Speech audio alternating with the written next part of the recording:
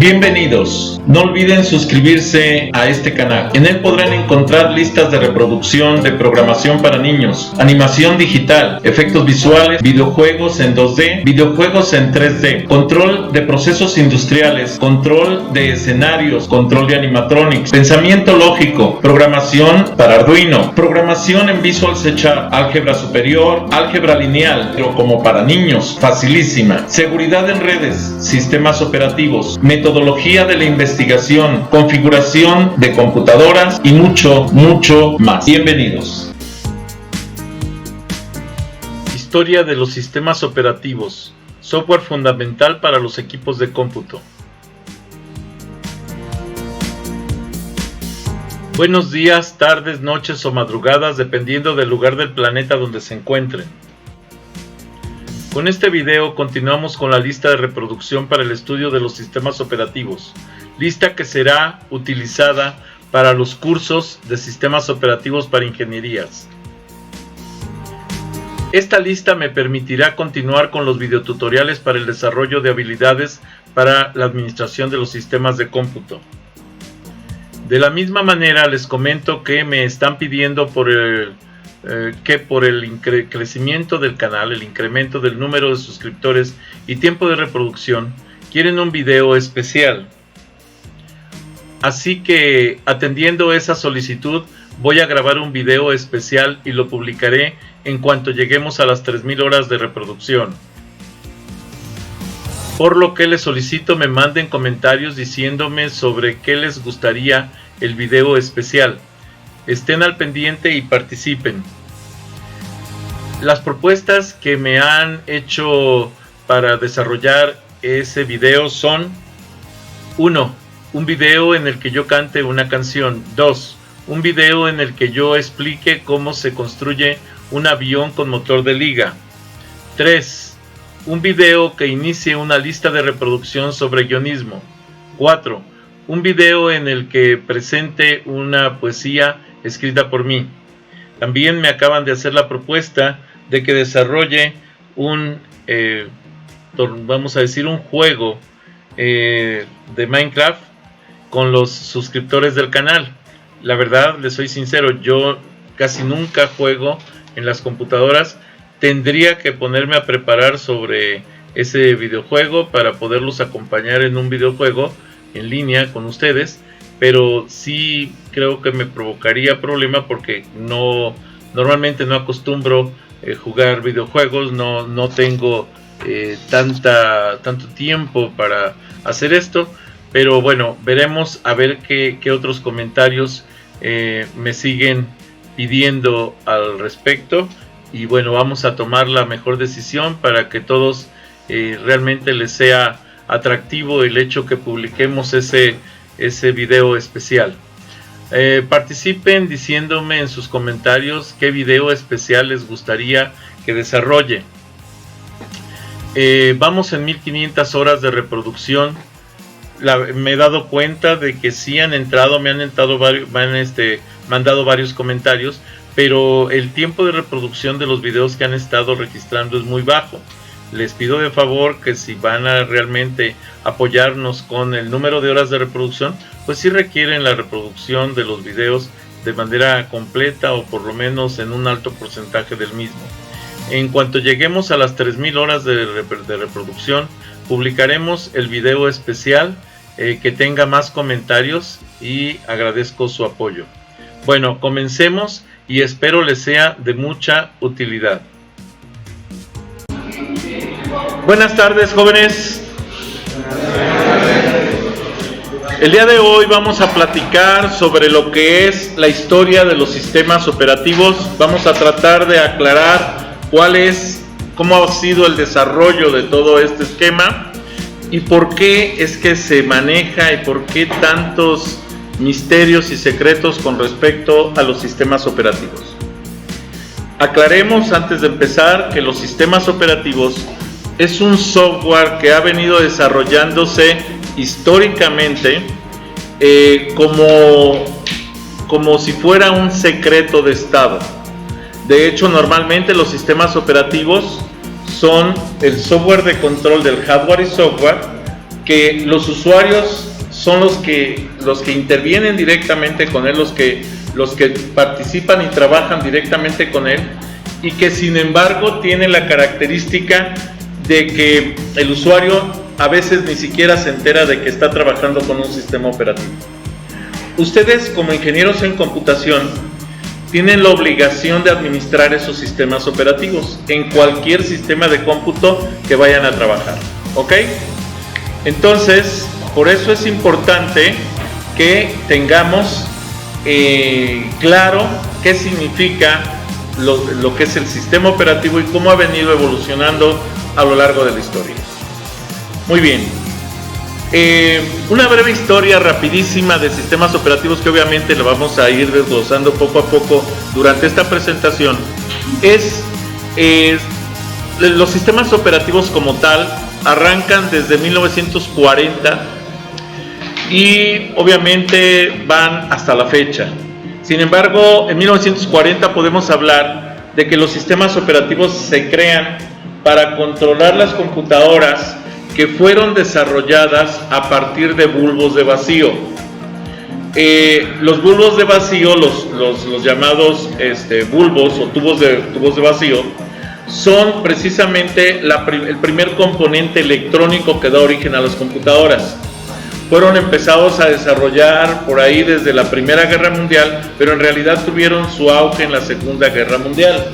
De hecho, se utilizaron como apoyo para la balística durante la Segunda Guerra Mundial. Después, en la segunda generación de los sistemas de cómputo, fueron incluidos los programas, ¿sí?, que dentro de los propios sistemas, ¿sí? Teníamos ya la estructura de entrada y salida, o sea, la forma de comunicarnos con esos equipos, porque antes se programaba todo subiendo y bajando switch. Eran electromecánicos los equipos que trataban de automatizar los procesos. Después ya fueron electrónicos y con la invención del transistor, por ahí de 1957, donde ya se utiliza directamente en los equipos electrónicos, se crea ya la segunda generación de equipos de cómputo. Cuando llega la tercera generación de equipos de cómputo es cuando se incorpora la multiprogramación, los procesos compartidos, la memoria virtual, ¿sí?, los manejadores de bases de datos, ¿sí?, que esto fue ya por ahí de 1970. Para 1990 se agregan ya procesos fuertes, los progresos recientes, como es el cómputo distribuido, los ordenadores personales, las computadoras personales, la comunicación de alta velocidad, multimedia y demás. De hecho, esto lo podemos ver en la película Los Piratas de Silicon Valley, en donde viene precisamente la historia de cómo fueron evolucionando estos sistemas operativos, sobre todo para lo que fue Microsoft y Mac. Y de hecho Macintosh dieron origen a los sistemas operativos modernos. Bueno, vamos a comenzar un poquito ya más a detalle de lo que es este esquema. La evolución de los sistemas operativos son computadoras, ¿sí?, sin sistema operativo, aquellas que existieron entre 1943 y 1955, precisamente en lo que fue la posguerra de la Segunda Guerra Mundial. El programador operador introducía los programas al ordenador. Ojo, inicialmente los programas eran cableados. Posteriormente se crea un ensamblador que era el que traducía los programas. Todo esto se programaba en lenguaje de máquina, o sea, con ceros y unos, o sea, con switch encendidos y switch apagados. Así era como se programaba.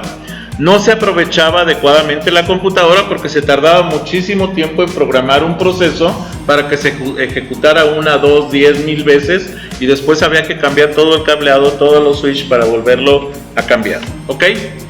La segunda etapa fue de 1956 a 1963. Se comienza a usar dispositivos de almacenamiento magnético. El uso de computadoras en satélites para la gestión de entrada y salida, mientras una computadora principal se encargaba del proceso. Teníamos una computadora central con computadoras satélites que se comunicaban entre sí para hacer más rápido el procesamiento. La máquina satelital, ¿sí? Vuelca los programas en la tarjeta en una cinta magnética, y esto crea una cola de trabajos. De hecho, todo se almacena de una manera secuencial. Esta cinta era montada posteriormente en una máquina principal. Los resultados eran escritos en otra cinta magnética. La cinta magnética era posteriormente procesada por la máquina del satélite para la escritura de los resultados. Se usaban tarjetas de control. Este funcionamiento se denomina procesamiento por lotes. Es controlado por un monitor y identifica las tarjetas de control. De hecho, aquí en México se estuvieron usando todavía tarjetas perforadas, tarjetas de control, hasta por ahí de 1980. No crean que tiene mucho, o sea, realmente todavía en esa época estábamos programando en tarjetas perforadas. Se utilizaban máquinas perforadoras en donde metíamos cientos de tarjetas acomodadas en un orden que se iban ejecutando una por una para poder ejecutar un programa. Recuerdo, por ejemplo, un programa para calcular el área de un círculo, ¿sí? Que era pi por radio al cuadrado. Se llevaba algo así como unas 25 tarjetas para poder hacer el cálculo de esa operación. La tercera etapa, de 1963 a 1979, el perfeccionamiento de los sistemas de procesamiento por lotes, técnicas de lotes paralelos, multiprogramación, permite a los usuarios trabajar de forma interactiva, ¿sí? El concepto de memoria virtual, el uso compartido de dispositivos de entrada y salida. También la cuarta etapa que se considera en el desarrollo de los sistemas fue en 1980. El desarrollo de los sistemas operativos para las computadoras personales, sistemas operativos de red, permiten la conexión remota para el acceso a sus recursos. Aquí, en esta etapa de 1980, es el auge, vamos a decir, de la competencia voraz entre IBM, Macintosh y Microsoft en esa década. Permite la conexión remota para el acceso de sus recursos, y hay sistemas multiprocesamiento simétrico, funcionan en máquinas con múltiples procesadores, y existen sistemas distribuidos. Permite el manejo de varios computadores de manera transparente al usuario. Esta época fue la época también, de hecho, entre 1980 y 1990, fue la época en la que prolifera el hackeo. De hecho, en esa época fue la época donde se hace famosísimo a nivel mundial Kevin Mitnick, que fue uno de los hackers más importantes de la época y que después incluso fue contratado por la CIA para que trabajara para ellos. Sí, de hecho, a la fecha está, si no me equivoco, está trabajando todavía para la CIA. Historia de los sistemas operativos. Muy bien. Los sistemas operativos vamos a tratar de definirlos rápidamente. Un sistema operativo es el software que ejecuta en modo kernel, ¿sí? Ojo, ¿qué significa esto de modo kernel? Y ojo, dice no siempre es cierto, porque no todos los sistemas operativos se basan exactamente en un kernel. Por ejemplo, los sistemas operativos de Microsoft no manejan como tal el término kernel, trabajan el núcleo del sistema, pero sin embargo podríamos emular lo que es el kernel al núcleo del sistema. El modo kernel permite acceder a todas las características de la computadora. El sistema operativo controla cuidadosamente su uso, ya que los virus y otras formas de malwares, software malicioso, software malintencionado, podrían usarlo para aprovecharse de una computadora. Realizan dos funciones básicas que no están relacionadas. Proporcionan a los programas de aplicaciones y a los programas a los programas de aplicaciones un conjunto abstracto de recursos simples y administra estos recursos de hardware. Los sistemas operativos en la primera etapa, la primera generación de los sistemas como tal, son la primera generación de computadoras digitales verdaderas. Fue diseñada por el matemático inglés Charles Babbage de 1792 a 1871, ese es su periodo de vida. Babbage gastó toda su fortuna, o la mayor parte, en tratar de que funcionara algo que le llamaba máquina analítica. Desafortunadamente, en la época que él vivió, no existía todavía la tecnología y todo lo que él hacía era mecánico. Y obviamente la tecnología de esa época, que eran ruedas y engranajes para su máquina, no la podía desarrollar, no había lo suficiente desarrollo tecnológico para hacerlo, por lo que nunca funcionó su diseño, ¿sí?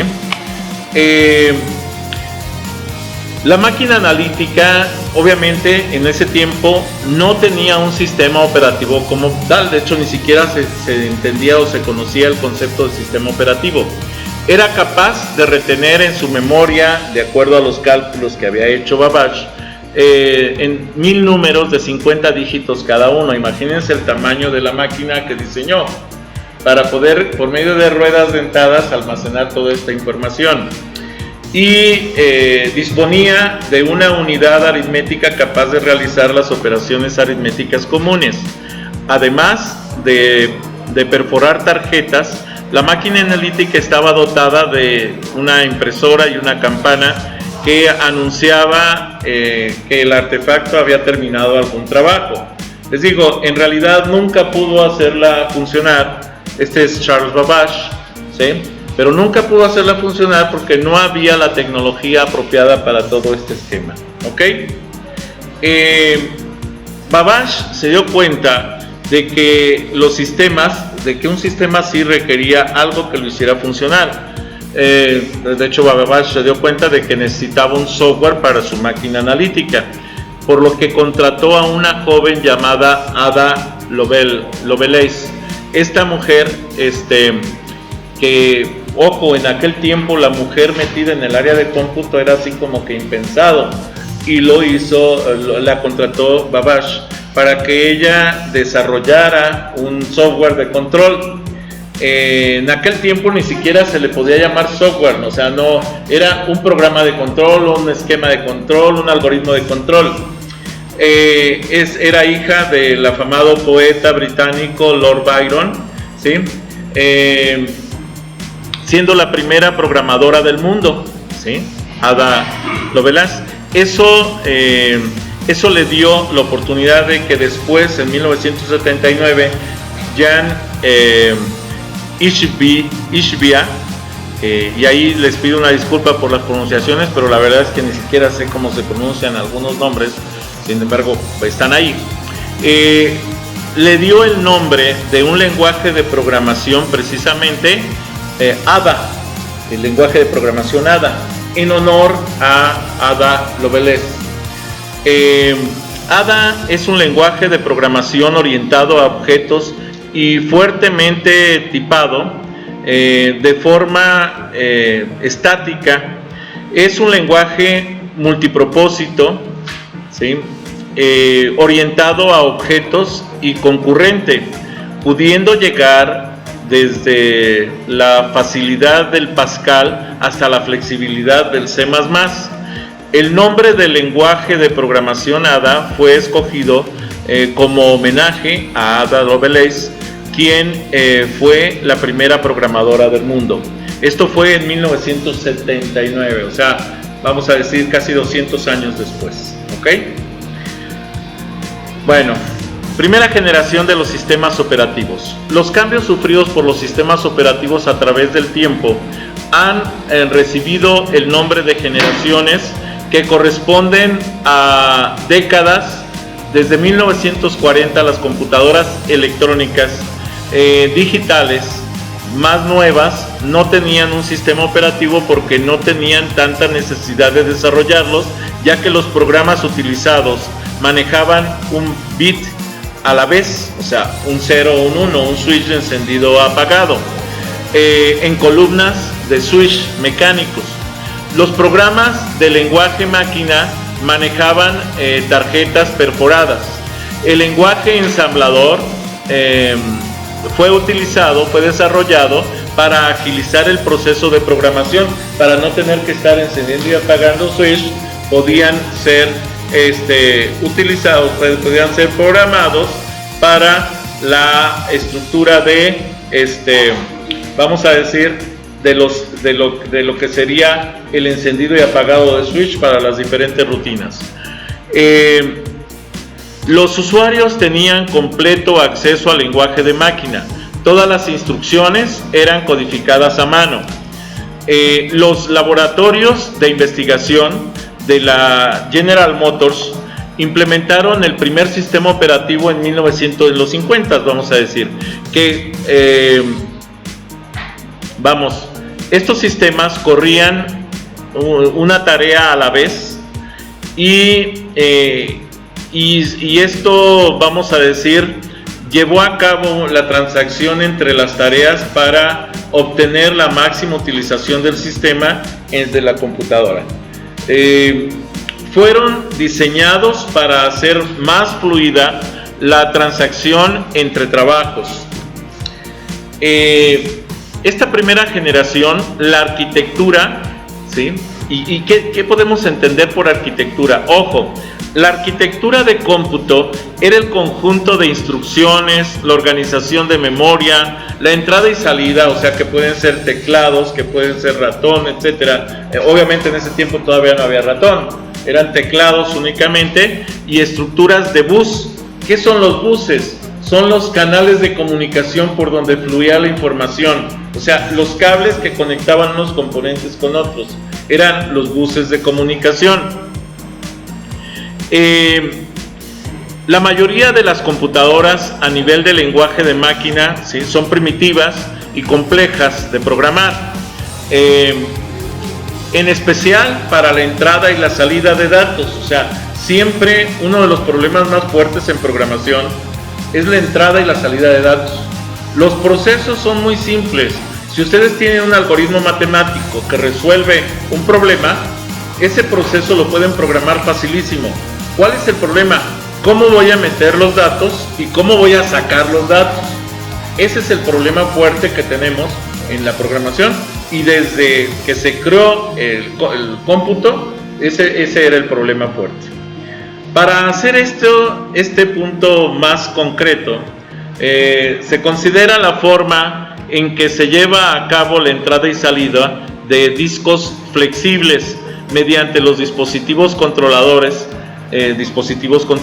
compatibles, y los primeros que empezaron a surgir con los computadores, los discos flexibles tipo NEC, ¿sí? que era una empresa que producía estos discos flexibles, que la mayoría fueron utilizados por las máquinas IBM.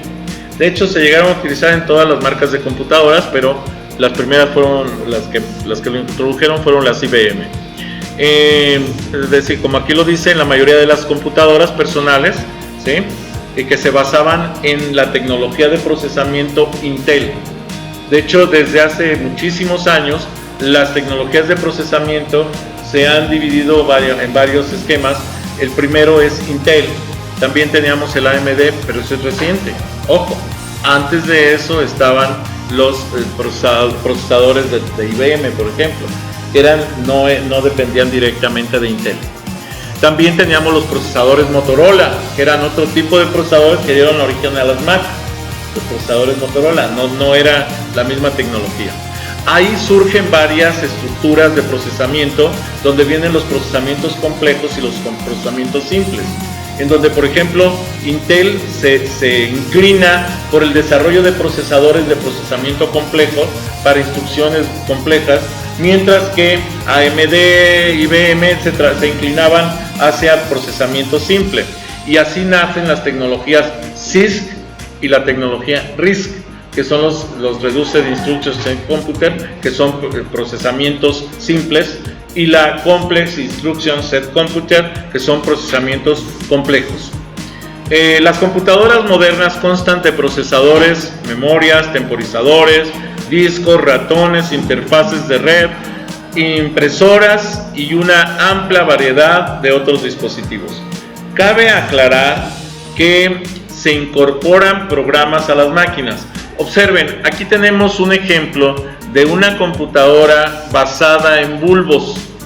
Estos son bulbos o compuertas electrónicas de tubo de vacío, en donde precisamente eran como tener un grupo de bits para encender y apagar switch, pero de manera electrónica, ¿sí? Esto que ven aquí son los bulbos, ¿sí? Entonces ahí son la forma en que se manejaron al principio de cómputo esto. Bueno, en los sistemas operativos, decíamos, todavía de la primera generación de 1945 a 1955 se basaron en tubos de vacío. Después de los esfuerzos infructuosos de Babbage, no hubo mucho progreso en la construcción de computadoras digitales, sino hasta la Segunda Guerra Mundial. Ojo, imagínense todo lo que pasó desde 1792 hasta la Segunda Guerra Mundial, ¿sí? Que estamos hablando de 1940-41, en donde se estimuló una explosión tecnológica que da origen a las computadoras como tal. Para variar, el ser humano basa su desarrollo tecnológico esencialmente en el desarrollo de la guerra, ¿sí? Y eso no es nuevo, ha sido a lo largo de la historia de la humanidad, se ha basado en el desarrollo tecnológico en el desarrollo de la guerra. ¿Sí queda claro? El profesor John Atanasoff y su estudiante graduado Clifford Berry construyeron lo que ahora se conoce como la primera computadora digital funcional en Iowa State University. Utilizaba 300 tubos de vacío, 300 bulbos, imagínense el tamaño de la computadora. En 1944 la máquina Colossus fue construida por un equipo de trabajo de Bletchley Park, Inglaterra, ¿sí? La Mark I por Howard Aiken en Harvard y la ENIAC por William Maudsley y su estudiante graduado J. Presper Eckert, espero haberlo pronunciado correctamente, en la Universidad de Pensilvania. Estos fueron los principales desarrollos que detonaron a nivel universitario la investigación sobre los equipos de cómputo. Algunas fueron binarias, otras utilizaron bulbos, algunas eran programables, pero todas eran muy primitivas y tardaban segundos en realizar incluso hasta el cálculo más simple. A principios de la década de 1950, la rutina había mejorado un poco con la introducción de tarjetas perforadas. Entonces fue posible escribir programas en tarjetas y leerlas en vez de estar utilizando tableros de conexiones, ¿sí? Y aparte de esto, el procedimiento era el mismo, ¿sí? O sea, simplemente lo que hicieron fue cambiar, que en lugar de estar acomodando tableros, se escribían tarjetas perforadas, se leían las tarjetas perforadas, las perforaciones en el orden que aparecían, y así se iban encendiendo y apagando switch para ejecutar todos estos procesos. La segunda generación, que nace en 1955 y llega a 1965 aproximadamente, cada una de las generaciones dura unos 10 años, pero se van a dar cuenta que hay una generación que se brinca. Ahorita vamos a ver eso. Se basa directamente en los transistores y sistemas de procesamiento por lotes. ¿Qué son los transistores? Los transistores es la incorporación de conductores a semiconductores. Si ustedes recuerdan, el grupo 4 de la tabla periódica, que es carbonio, silicio, germanio, estaño y plomo, resulta que tiene 4 electrones en su último nivel, de tal manera que para completar su octeto de Lewis, a esos átomos en particular les da lo mismo recibir 4 electrones que ceder los 4 electrones del último nivel. Por eso se conocen como semiconductores, porque cuando no están excitados se comportan como material aislante, no permiten el flujo de electrones. Pero cuando están excitados, que tienen suficiente energía eléctrica, se transforman en conductores. Por eso es que se conoce como semiconductores. Esto dio origen a esas compuertas lógicas que permiten, sin energía, que sean aislantes, que no permitan el paso, y con la energía suficiente de excitación permiten el paso de los transistores. Si ustedes recuerdan de su electrónica básica, los transistores tienen tres patitas, uno que es el colector, otro es la base y otro es el emisor, de tal manera que el colector recibe una fuente de energía, la base permite excitar el paso de esa energía. Si no se excita, si no recibe excitación en la base, no permite ese paso de energía. Pero cuando se recibe una electrificación a la base, entonces cierra el circuito y permite el paso de energía entre el colector y el emisor, y el emisor manda la alimentación eléctrica hacia un actuador, por ejemplo. Y así es como funciona lo que son los transistores. Transistores que fueron desarrollados, si no mal recuerdo, en 1947, en donde componentes de silicio lo fundieron y lo agregaron junto con un conductor, que pudo haber sido plata, oro en aquellos tiempos, que se utilizaba mucho, o simplemente cobre, que eran los que más se utilizaban. Los principales conductores que se utilizaban al principio eran el cobre, la plata y el oro. Se decía que el oro era el mejor conductor, pero era muy caro, entonces se utilizaba mucho la plata y si no el cobre. Recuerden que tanto el cobre, la plata y el oro son el grupo 1 de la tabla periódica, tienen un solo electrón en su último nivel y por eso pueden funcionar perfectamente como conductores. ¿Ok? Grupo 1B de la tabla periódica. Químicamente todo esto se explica por la electronegatividad y electropositividad de los elementos, por eso es que funciona de esta manera. Por primera vez había una clara separación entre los diseñadores, constructores, operadores, programadores y el personal de mantenimiento. Estas máquinas ahora conocidas como mainframe, ¿sí? O sea, vamos a decir granjas principales, porque eran conjuntos enormes de electrónicos que calculaban, que generaban algunos cálculos. Estaban encerradas en cuartos especiales con aire acondicionado, con grupos de operadores profesionales para manejarlas. Solo las empresas grandes, las universidades o las agencias gubernamentales importantes podían financiar el costo multimillonario de operar estas máquinas. Ojo, obviamente los primeros que empezaron a desarrollar este tipo de equipos fueron la milicia de los países desarrollados, la milicia de Estados Unidos, de Inglaterra, de Francia, entre muchos países del mundo, Alemania. Y entonces empezó a crearse una red de comunicación, pero militar, para comunicar datos y demás entre las milicias de los diferentes países. Para ejecutar un trabajo, es decir, un programa o conjunto de programas, el programador primero escribía el programa en papel. Normalmente en aquel tiempo se escribía en un lenguaje llamado Fortran, que era un lenguaje especial desarrollado para ingeniería, ¿sí? Este programa se desarrollaba en ensamblador, en lenguaje ensamblador. Acuérdense que el lenguaje ensamblador, ya diferente del lenguaje de máquina, ya no se escribía en ceros y unos, se escribía en algo llamado mnemotécnicos, que eran palabras clave que tenían un significado, un sentido especial para la computadora. Ya que tenían escrito esto en papel, se pasaba a tarjetas perforadas. El Fortran después se pasaba a tarjetas perforadas. Cada tarjeta perforada representaba una línea de programación.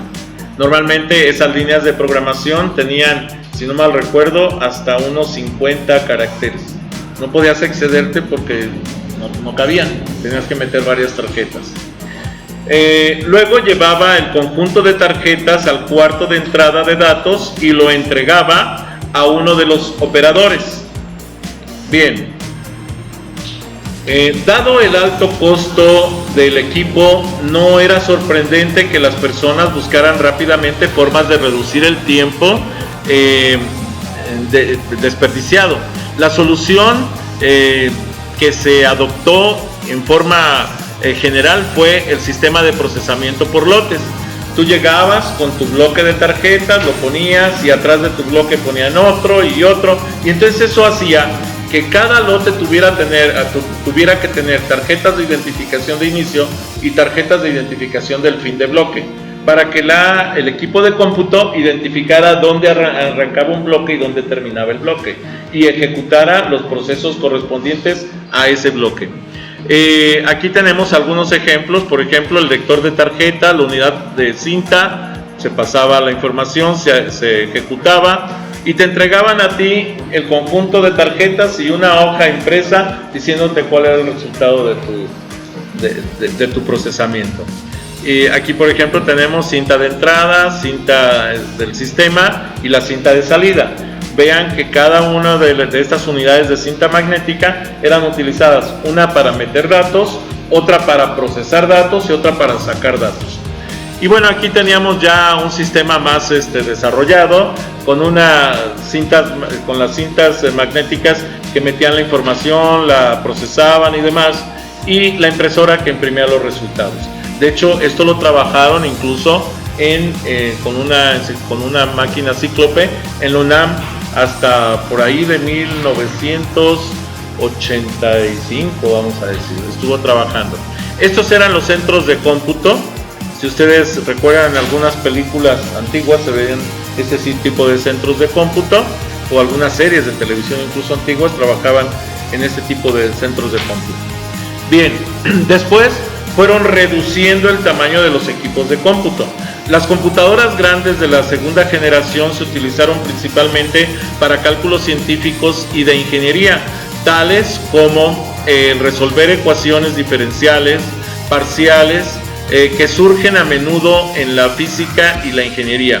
La mayoría, ojo, fueron utilizadas para la milicia, para calcular la trayectoria de una bala, para calcular la trayectoria del disparo que debe de lanzarse hacia un avión que venía en vuelo. Para eso se utilizó este tipo de cosas, ¿sí? De hecho, así fue como se fue desarrollando todo este esquema. En gran parte se programaron en Fortran y lenguaje ensamblador. Los sistemas operativos típicos eran el Fortran Monitor System. Realmente no era un sistema operativo como tal, era una interfaz que permitía la comunicación con el sistema. IBSys, el sistema operativo de IBM para la 7094. Esta IBSys no era otra cosa más que System IBM, ¿no? La tercera generación de computadoras de 1965 a 1980 nos presentaba ya circuitos integrados y multiprogramación, y aquí empiezan esquemas y empiezan a venir jerga especial de cómputo. Ahorita lo vamos a tocar, en un momento vamos a retomar algunos años para ir viendo características especiales de cada uno de estos.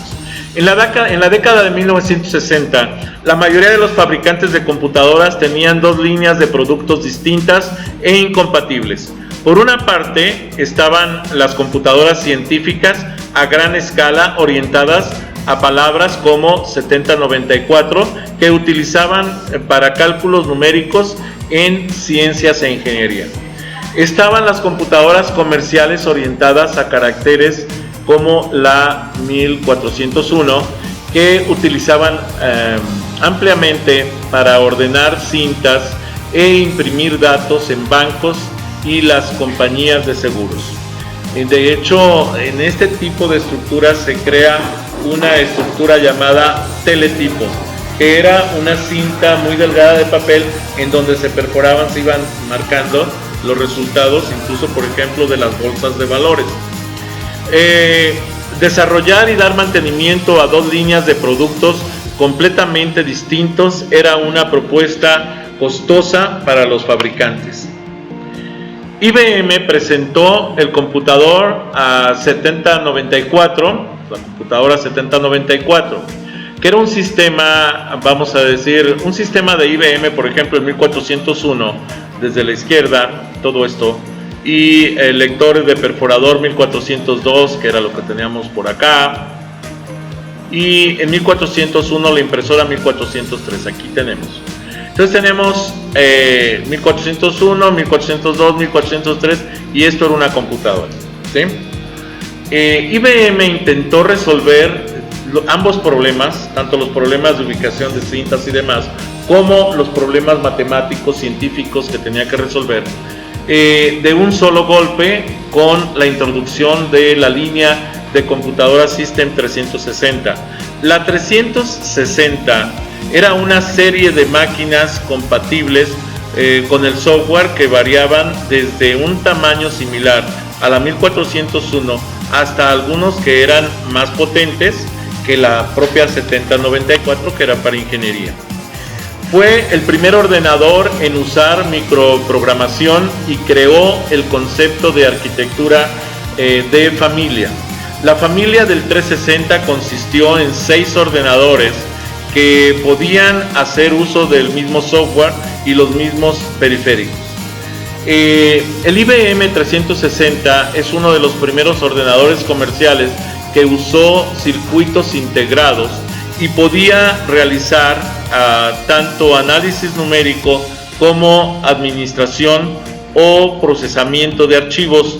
Se considera el 360 el punto de partida para la tercera generación de computadoras. Fue el primer computador en ser atacado con un virus. Ojo, desde aquella época ya el 360 fue atacado con un virus en la historia de la informática. Y ese primer virus que atacó la máquina IBM serie 360 y reconocido como tal fue el Creeper, creado en 1972. Estamos hablando de que ya en 1972 teníamos un ataque de virus, ¿ok? Les comento de una vez, cuando estamos hablando de circuitos integrados, se les llama así por lo siguiente. Teníamos primero los bulbos tubos de vacío, luego teníamos los transistores, que eran las compuertas básicas de paso de corriente. Enseguida, después de eso, viene lo que corresponde a que esos transistores se agrupaban en cajas de muchos transistores, y entonces se conoció como la integración de los transistores a los circuitos integrados. Y es por esto que se empezó a desarrollar ya el desarrollo, por ejemplo, de la 360 se dio en estas cajas especiales de circuitos integrados. Muy bien, aquí ya tenemos un ejemplo de lo que es una consola del operador de un System 360 modelo 65 con válvula de registro, lámpara y switch. La mitad de la vamos a decir, de esta fotografía, y arriba a la derecha, por ejemplo, en esta parte, un interruptor de emergencia rojo, que es este. Entonces, ojo, ¿por qué era un interruptor de emergencia? Porque la cantidad de energía que consumían estos equipos era muy alta, era muy grande.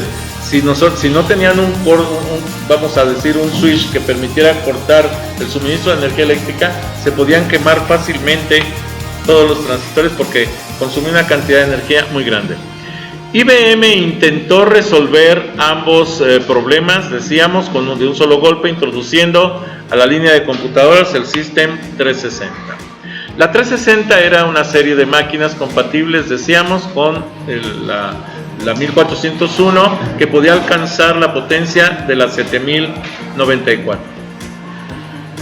Lo que es más, la 360 se diseñó para manejar tanto computación científica, es decir, numérica, como comercial. En los años siguientes, mediante el uso de tecnologías más modernas, IBM ha desarrollado sucesores compatibles con la línea 360, a los cuales se les conoce como modelos 370, 4300, 3080, 3090. La serie Z Series es el descendiente más reciente de esa línea, aunque diverge considerablemente del original. Y vean que ya aquí ya podemos observar otro tipo de componentes que anteriormente no se podían observar. Decíamos entonces todavía, la IBM 360 fue la primera línea importante de computadoras en utilizar circuitos integrados. Obviamente esta computadora utilizó circuitos integrados a pequeña escala, con lo cual pudo ofrecer una mayor ventaja de precio y rendimiento. La comparación con las máquinas de segunda generación, la cual fue construida a partir de transistores individuales. Imagínense que aquí tenemos una caja con un montón de transistores dentro de ella, y estos son los circuitos integrados de pequeña escala. Existen muchas escalas, ahorita vamos a analizar un poquito más esto.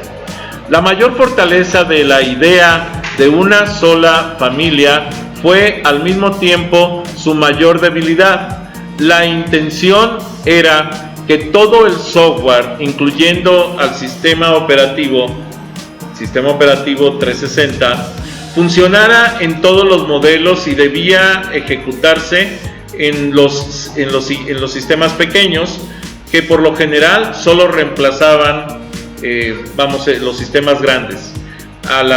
Reemplazaban a la 1401 y también a la 7094, que realizaba predicciones de clima y otros cálculos pesados.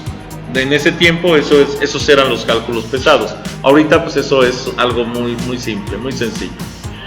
No había forma en que IBM o cualquier otra pudiera escribir una pieza de software que cumpliera con todos estos requerimientos en conflicto.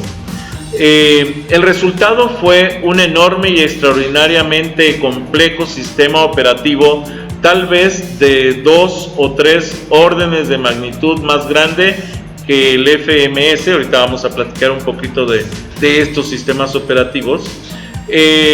Consistía en millones, millones, literalmente, millones de líneas de lenguaje ensamblador, escrito por miles de programadores. O sea, no era una persona el que lo desarrollaba. De hecho, en la actualidad, desarrollar un sistema operativo no lo puede hacer una persona. Son miles de programadores que se juntan con un objetivo específico para el desarrollo de un sistema operativo. De hecho, existen sistemas operativos incluso, vamos a decir, semidesarrollados en México. Por ejemplo, el Charro Negro. Por ejemplo, Codex, que fue la utilización del Canopix, desarrollado en Alemania y adaptado a las condiciones de México, y se le llamó Codex. Obviamente los sistemas ya en la actualidad ya dejaron de producirse, ya no existen, pero existieron durante varios años. Entonces decíamos, consistía en millones de líneas de programación desarrollado por miles de programadores, los cuales requerían un flujo continuo de nuevas versiones en un intento por corregirlos. Y entonces, ojo, el hecho de los dichosos parches que llegan para la actualización y corrección de fallas en los sistemas operativos no nace con Microsoft, viene desde mucho antes. Entonces ya se sabía que tenía errores los sistemas y los corregían y así seguían sucesivamente. Cada nueva versión corregía algunos errores e introducía otros. Ojo, no solamente corrige, también de pronto cuando metes una actualización resulta que te corrige A, B y C, pero te echa a perder RMN, ¿no? Y ya lo borro. Entonces tenemos que ir corrigiendo constantemente. Bueno, a pesar de su enorme tamaño y sus problemas, el sistema operativo 360 y los sistemas operativos similares de tercera generación producidos por otros fabricantes de computadoras en realidad dejaban razonablemente satisfechos a la mayoría de sus clientes. Obviamente eran clientes con un consumo de cómputo y con muchos recursos para poder pagar todos esos servicios. También popularizaron varias técnicas clave ausentes en los sistemas operativos de segunda generación. Quizás la más importante de estas fue la multiprogramación. ¿Qué es esto de la multiprogramación? El hecho de que yo pudiera ejecutar varios procesos, varias rutinas al mismo tiempo. Eso era la multiprogramación. O sea, vean que en realidad no son esquemas nuevos de trabajo, son esquemas de muchísimo tiempo. La solución que surgió fue particionar memoria en varias piezas con un trabajo distinto en cada partición, como se muestra. Mientras que un trabajo esperaba a que se completara una operación de entrada y salida, otro podía estar usando la CPU. Si pudieran contenerse suficientes trabajos en memoria principal al mismo tiempo, la CPU podía estar ocupado así el 100% del tiempo para tener varios trabajos de forma segura en memoria principal, obviamente, a la vez. Se requiere entonces un hardware especial para proteger cada trabajo y evitar que los otros se entrometan o malogren, hagan mal un trabajo con respecto a un proceso. El 360 y los demás sistemas de tercera generación estaban equipados como este hardware, como se muestra aquí, en donde tenemos un sistema operativo que tiene asignadas particiones de memoria en la cual carga el trabajo 1, el trabajo 2, el trabajo 3. Ojo, pero una característica fundamental de estos sistemas operativos, ¿sí? Esta característica fundamental es que todos los trabajos, ¿sí?, se tenían que cargar en memoria principal. Una premisa de los sistemas operativos, ¿sí?, es precisamente que para poder ejecutar un trabajo por el procesador, ojo, para poderlo ejecutar tiene que estar cargado en memoria principal, y eso es una premisa que funciona hasta nuestros días. ¿Sí queda claro? Si no está cargado un trabajo en memoria principal, no lo puede ejecutar el procesador, ¿sí?, aun cuando lo tenga en cuenta el sistema operativo. Aunque los sistemas operativos de tercera generación eran apropiados para los cálculos científicos extensos y la ejecución de procesamiento de datos comerciales masivos, seguían siendo en esencia sistemas de procesamiento por lotes. Muchos programadores, ¿sí?, añoraban los días de la primera generación en los que tenían toda la máquina para ellos durante unas cuantas horas, por lo que podían depurar sus programas con rapidez. Con los sistemas de tercera generación, el tiempo que transcurría entre enviar un trabajo y recibir de vuelta la salida era comúnmente de varias horas, por lo que una sola coma mal puesta, ¿sí?, podía ocasionar que fallara la compilación y entonces no llegaras a ningún resultado, y el programador desperdiciara la mitad del día esperando el resultado de un proceso que probablemente no te iba a entregar ningún resultado. Así funcionaban los sistemas de la tercera generación. Después del éxito del sistema CTSS y el MIT de Bell, de Laboratorios Bell y General Electric, respectivamente, que en ese momento eran un importante fabricante de computadoras, ojo, tanto Laboratorios Bell como General Electric producían computadoras en aquellos tiempos. Decidieron emprender el desarrollo de una utilería para computadoras, una máquina capaz de servir a varios cientos de usuarios simultáneamente de tiempo compartido. Su modelo fue el sistema de electricidad. Cuando se necesitaba energía, solo hay que conectar un contacto en la pared y dentro de lo razonable, toda la energía que se requiera está ahí. Y así funcionaba ese esquema que estaban planteando, ¿sí?, como si tuvieran siempre a disponibilidad los recursos para la ejecución de procesos. Los diseñadores de los sistemas conocidos como Multics, ¿sí?, Multiplexer Information and Computing Service, servicio de información y cómputo multiplexado, imaginaron que una enorme máquina que proporcionaba poder de cómputo a todos los usuarios en el área de Boston, por ejemplo, y la idea de que solo 40 años después se vendieran por millones máquinas de 10,000 veces más rapidez que su mainframe GE 645 a un precio muy por debajo de los $1,000, era pura ciencia ficción en aquel tiempo. O sea, no pensaron que fueran a existir las computadoras personales.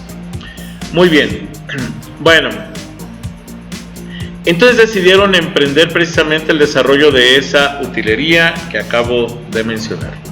A pesar de la carencia del éxito, del éxito comercial que tuvo Multics, tuvo una enorme influencia en los sistemas operativos subsecuentes. De hecho, Multics dio origen a varias ideas en el desarrollo de cómputo. Se describe en varios artículos, ¿sí?, y en un libro de Corbato y colaboradores de 1972. Corbato y Vygotsky en 1965, DeLay y Dennis en 1968, Organic en 1972 y Steitzer, supongo que así se pronuncia, en 1974. También tuvo mucho auge un sitio web activo ubicado en aquí está Multiscience organización ORG, con mucha información acerca del sistema, sus diseñadores y sus usuarios. Que quede claro, el servicio web no existía en ese tiempo, o sea, ese se implementó después y ahí metieron toda esa información. Les pido de favor que si no están suscritos al canal se suscriban, ya que esto le da vida y lo fortalece. Espero les sea de utilidad, le den seguimiento al mismo regalándome comentarios y testimonios del uso de esta herramienta. Espero contar con su apoyo para compartirlo con sus contactos y redes sociales para ganar audiencia y horas de reproducción. De esa manera sabré que les ha sido de utilidad. Hago la aclaración de que si no reproducen el video en el canal y solo lo descargan, no queda evidencia de su visita y no genera tiempo de reproducción. De la misma manera, si no le dan like, no apoyan al canal y si no envían comentarios, tampoco queda evidencia de su visita en el mismo. Por eso es importante su visita activa en el canal y reproducirlo en el propio canal de YouTube. Agradezco su apoyo y espero que este esfuerzo siga creciendo. Continuemos.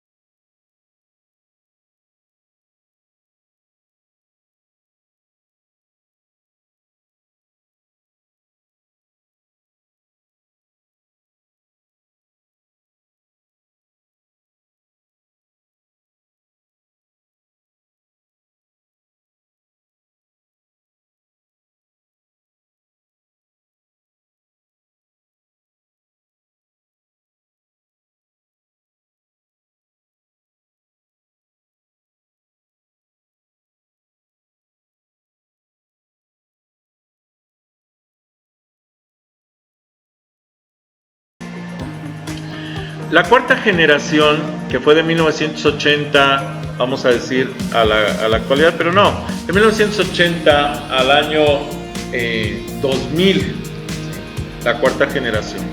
Y de hecho en 1990-95 entra la quinta generación con los CPUs, los microprocesadores, pero eso lo vamos a ver más adelantito.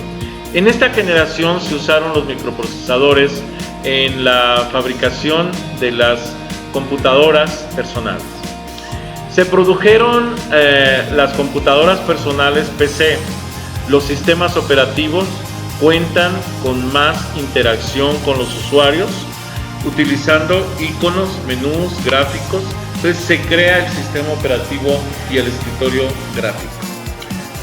O sea, se crea un sistema operativo gráfico con un escritorio gráfico. Con el desarrollo de los circuitos LSI, ojo, Large Scale Integration, o sea, integración a gran escala, ya entramos a lo que es el tiempo de los microprocesadores que ya conocen ustedes como los encapsulados que existen en la actualidad. Sin embargo, han ido creciendo en capacidad, en cantidad y en velocidad y en reducción de consumo de energía eléctrica, que contienen miles de transistores en un centímetro cuadrado de silicio chip. nació, de hecho aquí se crea el concepto de chip precisamente. Nació la era de la computadora personal con este esquema. En 1974, ¿sí?, Intel presenta un microprocesador y aquí empieza la guerra y la carrera de los microprocesadores y de los sistemas operativos.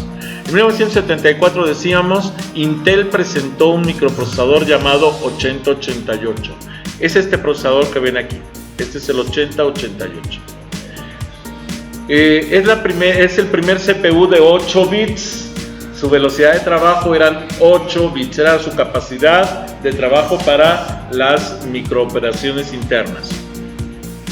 Busca un sistema operativo en donde probarlo. Intel le pidió a uno de sus consultores, Gary Kildall, que escribiera un sistema operativo. Él y un amigo construyeron un dispositivo controlador para el disco flexible de 8 pulgadas. Ojo, en aquellos tiempos había un disco flexible de 8 pulgadas, o sea, 20 centímetros el disco. Sí, era de ese tamaño. Disco flexible como los viejitos, si los llegaron a conocer, de 3,5 pulgadas o de 5,25 de pulgada. Este era de 8 pulgadas. Fueron los primeros discos flexibles que se crearon para guardar información en ellos. Eran como cintas magnéticas, pero eran discos de 8 pulgadas. Y conectaron el disco con el procesador 8088. ¿Sí? Es así como se construyó el primer computador, el primer microcomputador de disco. IBM como el principal productor de computadoras personales fue en 1977 y su hegemonía duró 5 años. En 1980, IBM diseñó, ¿sí?, el IBM PC, que es una computadora personal, ¿sí?, y buscaba software para ejecutarla en ella. En 1980, ojo con esta historia, que de todos modos la vamos a tener que analizar en la película Los Piratas de Silicon Valley. IBM se puso en contacto con Bill Gates,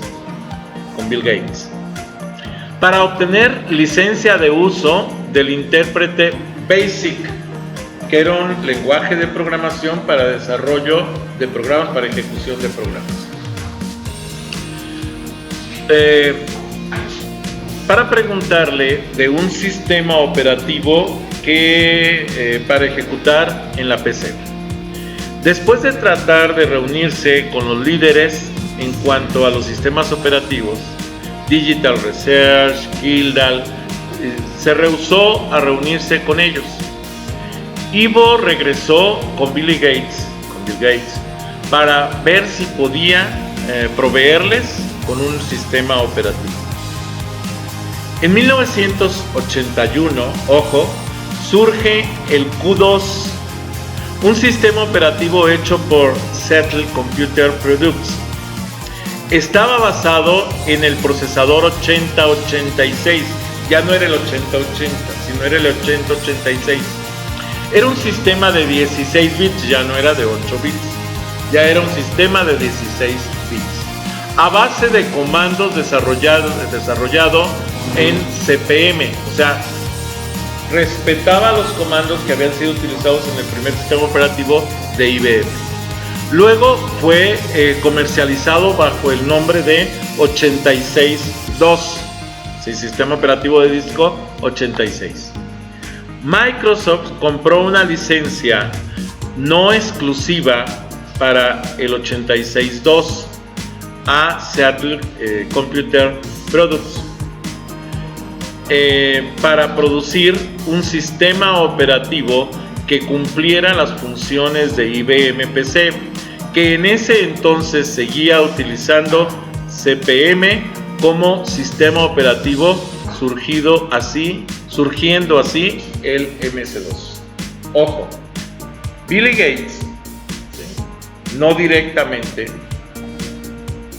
a través de uno de sus colaboradores, compra el sistema operativo Q2 por $50,000. Y se dice que a raíz de la comercialización del MS2 logra una fortuna de $5 millones. El primer golpe fuerte de Bill Gates para lograr una de las fortunas más grandes del mundo. 1984, después del lanzamiento de las computadoras IBM, surge MacOS, que es el sistema operativo de Mac, desarrollado por Apple para sus computadoras Macintosh. Fue el segundo intento de Jobs, la Apple Macintosh. De hecho, se van a dar cuenta de que Steve Jobs lanza sus primeras computadoras con un sistema básico que crean para estos equipos, pero en realidad cuando lanza el segundo intento, que es este del Apple Macintosh, fue un enorme éxito. De hecho, llevó a la computadora Mac ahora sí, como dicen, a los cuernos de la luna. Fue el éxito más grande que ha alcanzado un equipo de cómputo. No solo debido a que era mucho más económica que Lisa. Lisa fue otro lanzamiento de Steve Jobs que intentó crear mercado, pero que no tuvo éxito, sino que también era amigable para el usuario. En 1992 el proyecto GNU, ¿sí?, iniciado en 1983, finalmente concluye este año desarrollando un sistema operativo Unix completo y compuesto por software libre que más adelante termina siendo Linux. De hecho, el Linux se lanza en 1993 por Linus Torvalds, que había nacido apenas en 1969. Era, vamos a decir, un pequeño, era en cuanto a edad, era jovencito en la era de las computadoras.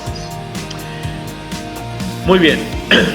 Unix es más fuerte en los servidores tanto de redes como empresariales, pero también está cada vez más presente en las computadoras de escritorio, en especial en los países que se desarrollan con rapidez.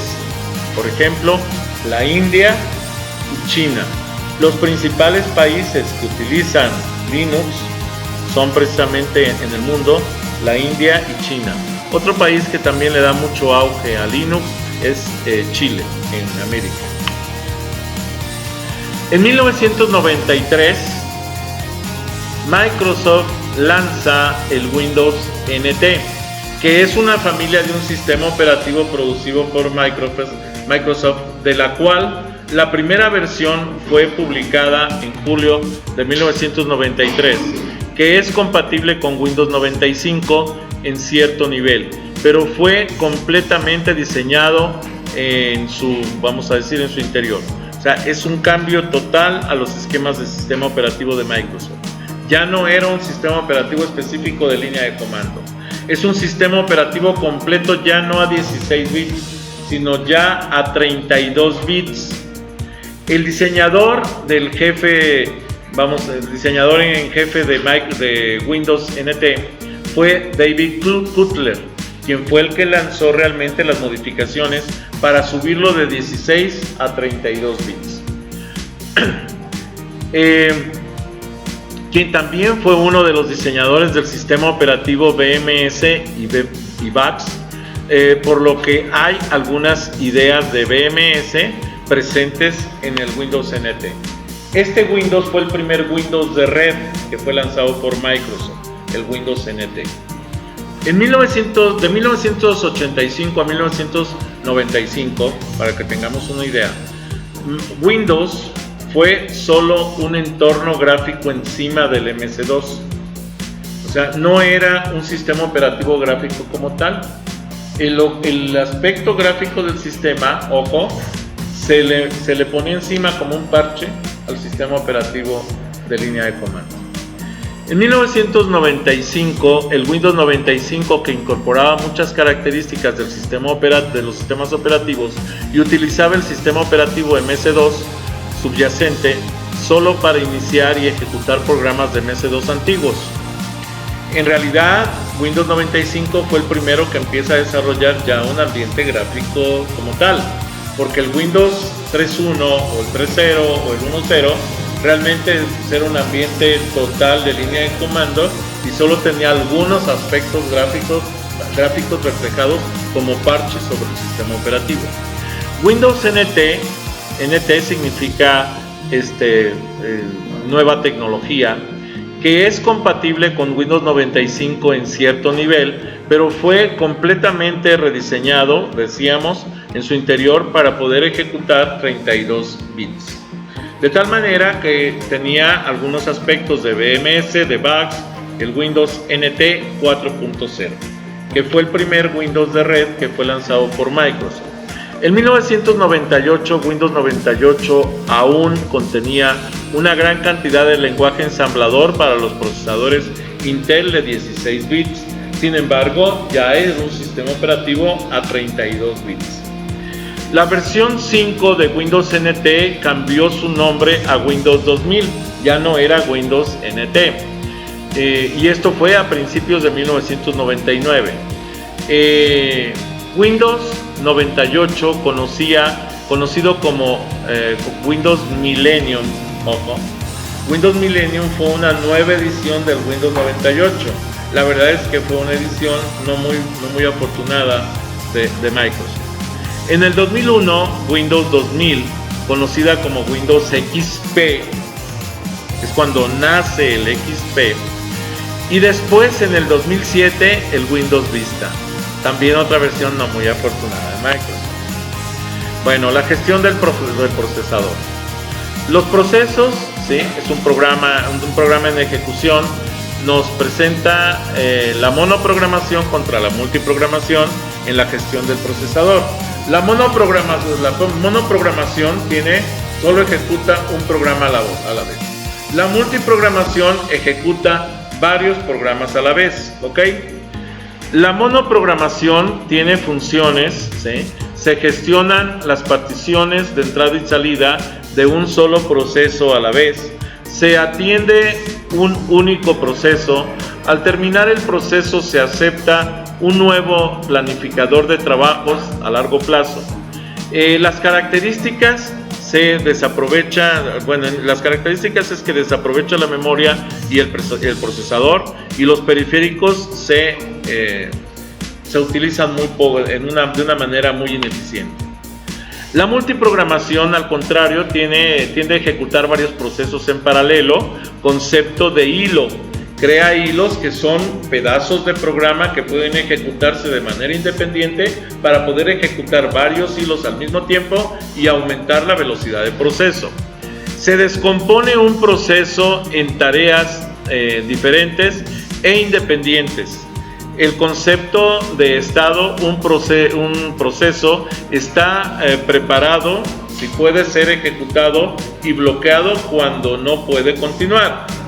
El planificador a corto plazo, al pasar más bien de la ejecución del proceso a otro, produce un cambio de contexto.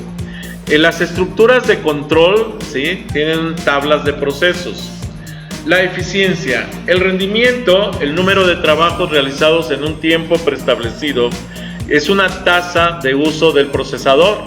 Esto es, el tiempo de uso del procesador está calculado como el tiempo de uso del mismo entre el tiempo total de la ejecución del sistema. La gestión de memoria. El sistema operativo es encargado de asignar la memoria. Ojo, el que controla la memoria es el sistema operativo, no el procesador. Obviamente el procesador tiene que llevar cierto control, pero para eso se agrega un procesador especial para manejos de memoria, sobre todo cuando empiezan a aumentar los tamaños de las memorias. Estos procesadores, por ejemplo, se conocen como DMA, Direct Memory Access, que es un sistema de control de memoria que permite controlar tanto la memoria principal como la memoria secundaria. La memoria se organiza de diferentes maneras. Un bloque de información no tiene por qué almacenarse de manera secuencial. Se necesitan diferentes estructuras para la gestión de la memoria. Por eso es que aquí ya se crea el manejo de la asignación de memoria aleatoria, en donde ya no tiene que ser secuencial la asignación de la memoria, sino que la podemos almacenar en diferentes partes de nuestro medio de almacenamiento masivo o memoria secundaria. El sistema de archivos, sistema de administración de archivos, permite descriptores de archivos que tienen nombre del archivo, tipo del archivo, tamaño del archivo, fecha de creación, fecha de modificación, incluso en la actualidad, en qué equipo fue creado, si hubo modificación del nombre, etc. Todo esto es información que nos proporciona la información de todos los archivos. Y los sistemas operativos guardan, registran, loguean toda esta información para que pueda darle seguimiento cualquier persona a esa información. Existen diferentes sistemas de gestión de archivos. Los sistemas operativos de mayor difusión en la actualidad, Microsoft MS2, Windows 3.0, inicio de los 90, Windows NT, Windows 95, 98, Millennium, 2000, XP, Vista. Después del Vista encontramos el 7, el 8 y el 10. Unix, Linux, MacOS, OS, etc. Bueno, si nosotros recordamos, tenemos que el hardware está estructurado por un CPU. Pero ¿cuál es la estructura característica y fundamental del CPU? Es precisamente las unidades aritméticas lógicas.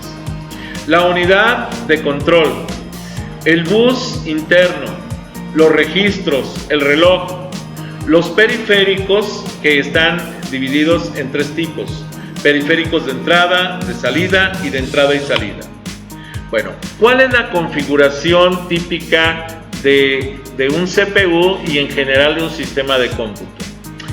El CPU, ¿sí?, está dividido internamente y, ojo, voy a hablar de un núcleo, porque en la actualidad, como la mayoría de los procesadores son multinúcleo, entonces voy a analizar un solo núcleo.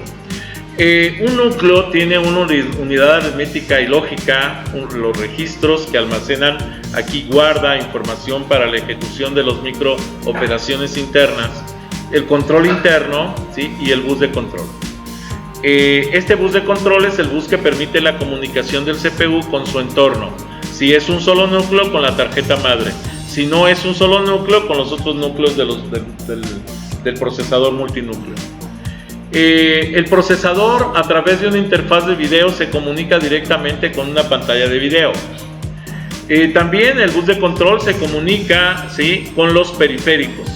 ¿Qué periféricos son los principales que vamos a obtener? La memoria principal, los controladores de discos, que son accionadores de discos, que pueden ser discos duros, flexibles, etc. Las interfaces seriales, que pueden ser modems, pueden ser impresoras, o paralelas, que también pueden ser modems o impresoras. Pero además tiene periféricos de entrada y salida, como es la interfaz del teclado y probablemente el ratón, si estamos hablando de un equipo con ratón. La forma de trabajo común de los sistemas de cómputo. Si nosotros tenemos el CPU y tenemos el manejador del procesador, el manejador del procesador tiene un controlador de dispositivos para poder controlar estos dispositivos, como puede ser de interfaz de entrada y salida, mouse, teclado, impresoras, pantallas. Estas son interfaces de entrada y salida. También tiene un manejador de memoria. Este manejador de la memoria, ¿sí?, permite conectarse con lo que es el DMA, que es el Direct Memory Access, acceso directo a memoria, que me permite conectarme directamente con la memoria principal y con la memoria secundaria. Este manejador de memoria me permite controlar también los periféricos de entrada y salida y controlar los archivos. La memoria principal puede ser utilizada para hacer llegar información al procesador, ¿sí?, o para lo que es mandar información a los archivos de programa, a los archivos de compilación y a los archivos de datos. El manejador de la memoria secundaria, y como pueden ser discos duros, discos ROMs, floppies, etc. Este manejador, ¿sí?, puede conectarse con el manejador de la memoria, pero solo para hacer uso de memoria principal. Si yo quiero ejecutar algo de aquí, primero lo tengo que pasar a memoria principal para que pueda ser ejecutado por el CPU. Nada que esté en memoria secundaria podrá ser ejecutado por el CPU. ¿Queda claro? Unidades de memoria. Bueno, la equivalencia básica de las unidades de memoria, aquí les presento las básicas, es el bit, que es un 0 o un 1, el byte, que son 8 bits, los kbytes, que son 1024 bytes, los megabytes, que son 1024 kbytes, los gigabytes, 1024 megabytes, los terabytes, que son 1024 gigabytes, y así sucesivamente. Tenemos petabytes y exabytes. En la actualidad, la humanidad está trabajando con petabytes y exabytes. Obviamente tenemos mucho más allá de eso, pero la verdad es que pues, son cantidades tan grandes de las potencias de estas capacidades que pues todavía, la teoría va más allá de lo que es el hardware desarrollado. La memoria primaria o principal de la computadora está integrada por 4 esquemas fundamentales: la ROM, la RAM, la caché, la memoria virtual. La memoria RAM podemos clasificarla en 4 tipos fundamentales: la ROM, la PROM, la EPROM y la EEPROM. La ROM son las siglas que significan Read Only Memory, que significa memoria de solo lectura, una memoria de semiconductor destinada a ser leída y no destruible, o sea, no se borra aunque se apague la computadora, es decir, que no se puede escribir sobre ella y que conserva intacta la información almacenada incluso en caso de que se interrumpa la corriente. Es una memoria no volátil.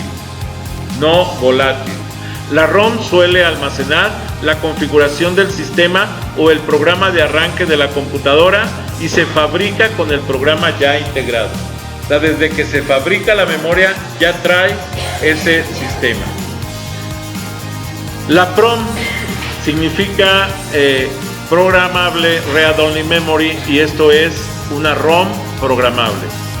Es una memoria digital donde el valor de cada bit depende del estado de un fusible o antifusible, que puede ser quemado una sola vez. O sea, se fabrica sin programa y se quema una sola vez. De hecho, normalmente se utiliza un equipo llamado quemador de bits o burners. Por esto, la memoria puede ser programada y pueden ser escritos los datos una sola vez a través de un dispositivo especial, el programador de PROMs. Estas memorias son utilizadas para grabar datos permanentes en cantidades menores a la RAM o a las ROMs más bien, o cuando los datos deben cambiar en muchos o en todos los casos. EPROM son las siglas de Erasable Programable Read Only Memory, memoria de solo lectura, ROM borrable y programable. O sea, la ROM, pero borrable y programable. Es un tipo de chip de memoria ROM inventado por el ingeniero Doug Frogman, que retiene los datos cuando la fuente de energía se apaga. En otras palabras, es no volátil. Está formada por celdas de FAMUS, que es Floating Gate Avalanche Injection Metal Oxide Semiconductor, o transistores de puerta flotante. pocas palabras, así se le conoce. Cada uno de ellos viene de la fábrica sin carga, sin memoria, sin programas, sin nada. O sea, viene lo que es nada más el medio electrónico para el almacenamiento de programas, por lo que es leído como un 1. Por eso la EPROM sin grabar se lee como FF. Obviamente es código hexadecimal en todas sus celdas. Se programan mediante un dispositivo electrónico que proporciona voltajes superiores a los normales utilizados en los circuitos electrónicos, y las celdas que reciben la carga se leen entonces como un 0.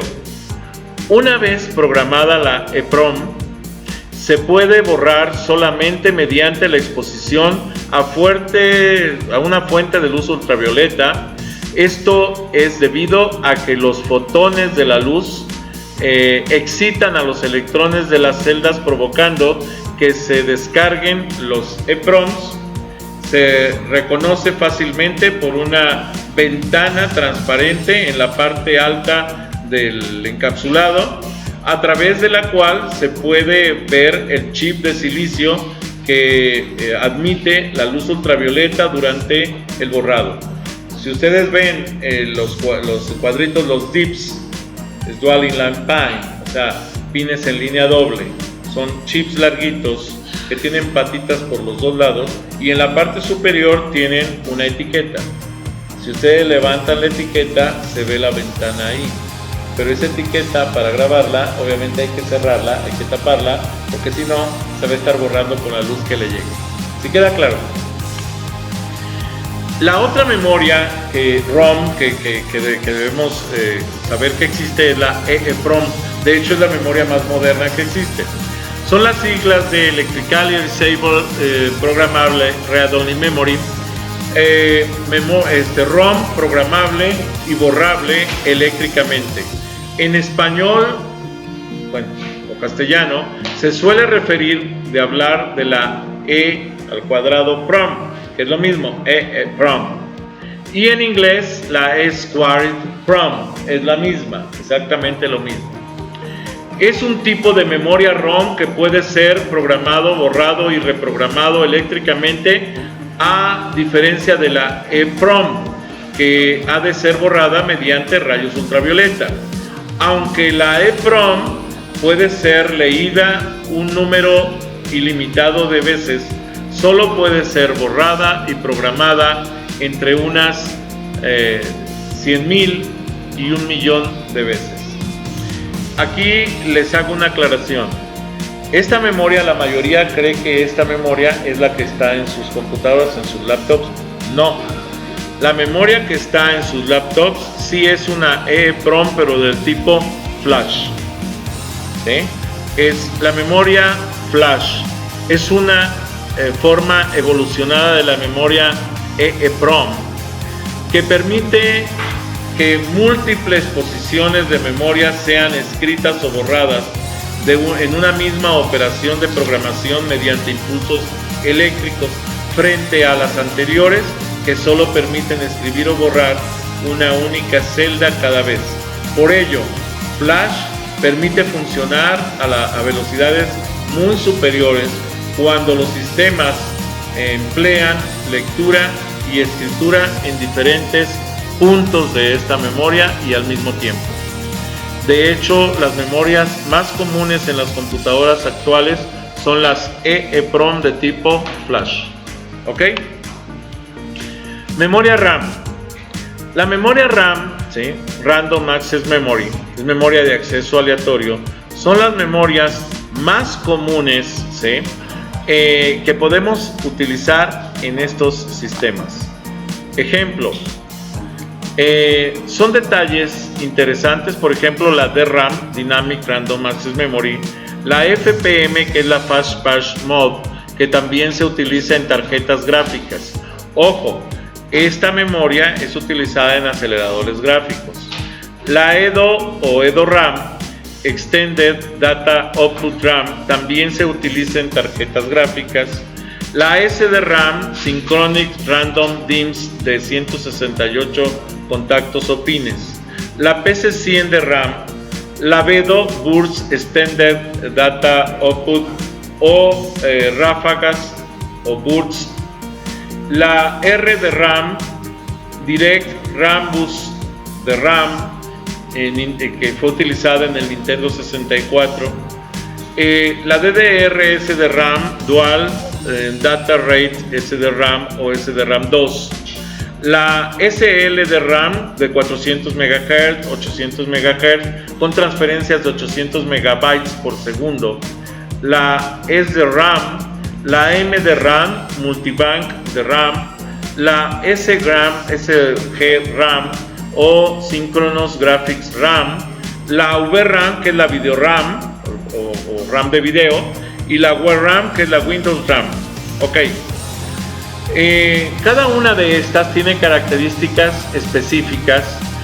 Por ejemplo, la DRAM, que es un acrónimo de Dynamic Random Access Memory, o simplemente RAM, ya que es la original y por tanto es la más lenta. Usada hasta la época del procesador 386, su velocidad de refresco de energía, o sea, de estarse reenergizando, es de 80 a 70 nanosegundos. El tiempo de tarda en vaciarse, es el tiempo que tarda en vaciarse para que tenga que renovar metiendo la energía para que no pierda su contenido.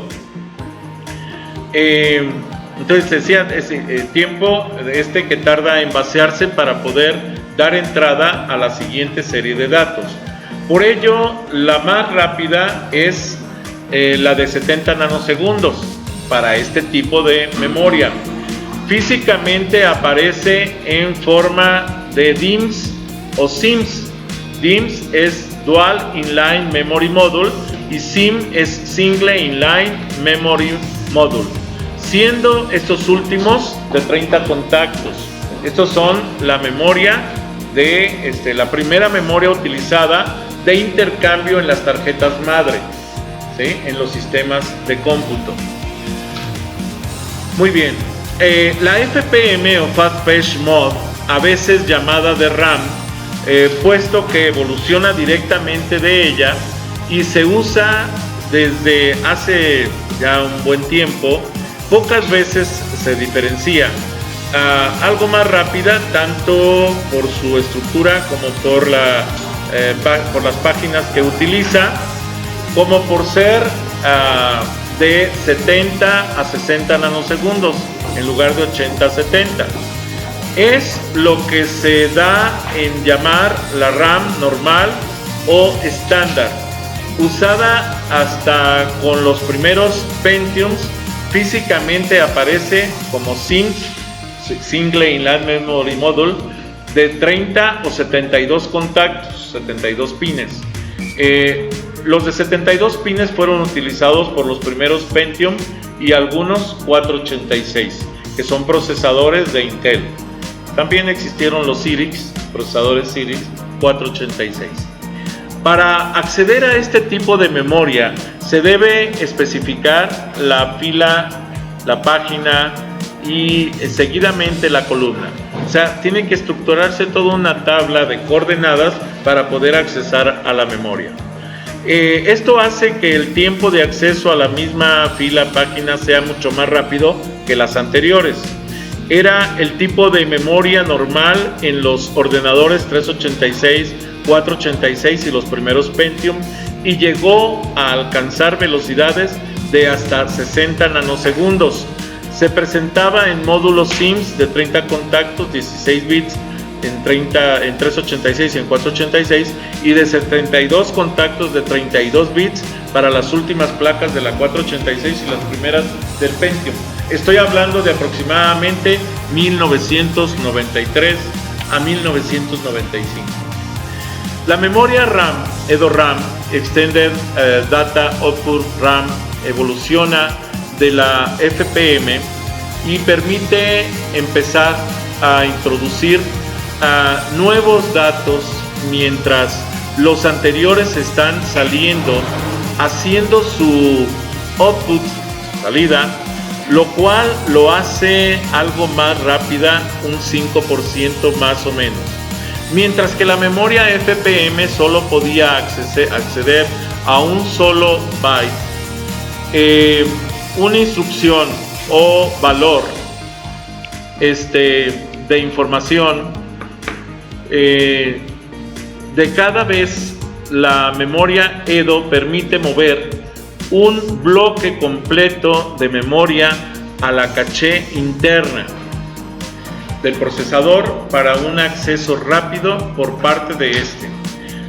La estándar se encontraba con refrescos de 70, 60 y 50 nanosegundos.